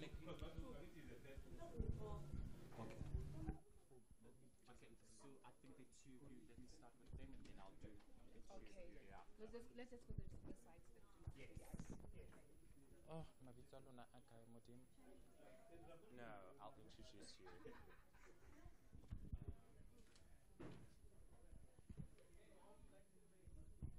And the second one? If you can. Thabo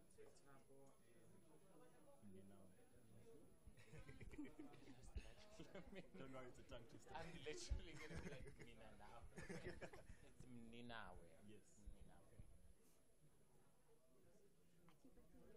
Okay, cool. I was once called Meows.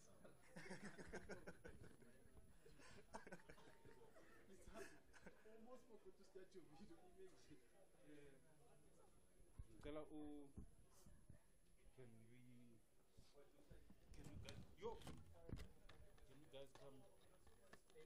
can you guys come here? Here. Okay. Can you guys come here? All right. Yeah, sorry. Then, because when they respond, they're going to respond to you, and you are. Take the camera that side. Take the camera that side. Wanna make it? Because I need to pendula so. Could you please hold the mic? You're going to stand here, like you, and then. All right, have a profile, ne? Thabo Mninawe. Both of it's now. Yes.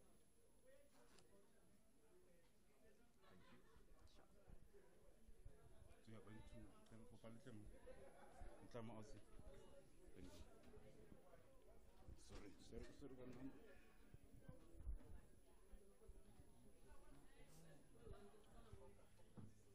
Sizokala ngolithabo. Yes.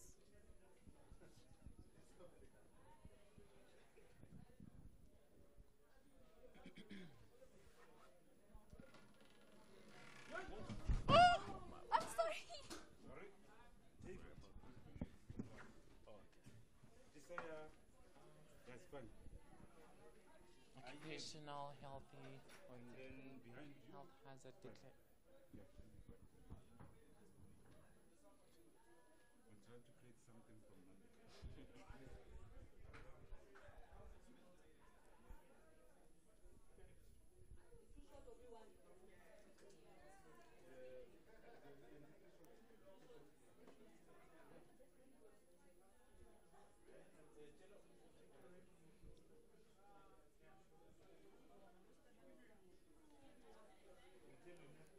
Not a problem, sir.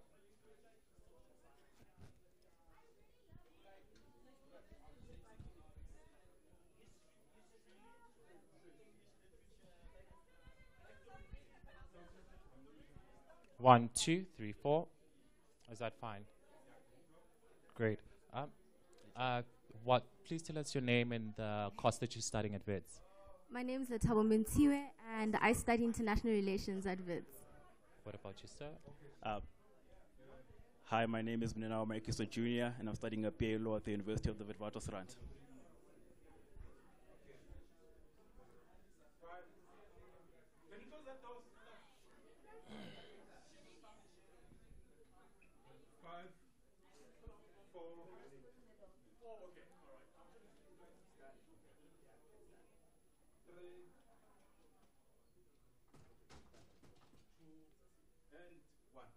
Right now, I'm standing here with Letabo and Mninawe from the Witwatersrand, and they were in the audience during our debate. What did you guys think of the debate and some of the issues that were raised during the debate?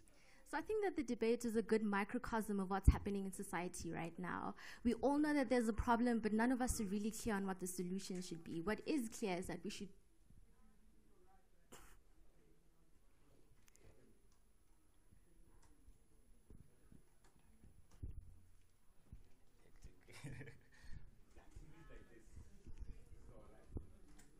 Days of our lives.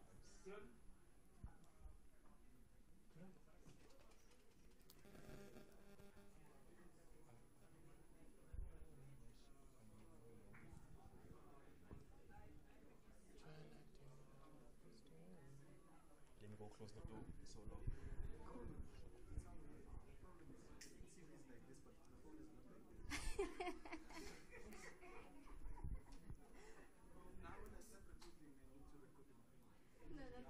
Sure. But you'll have like lots of B-roll to work with. Hi,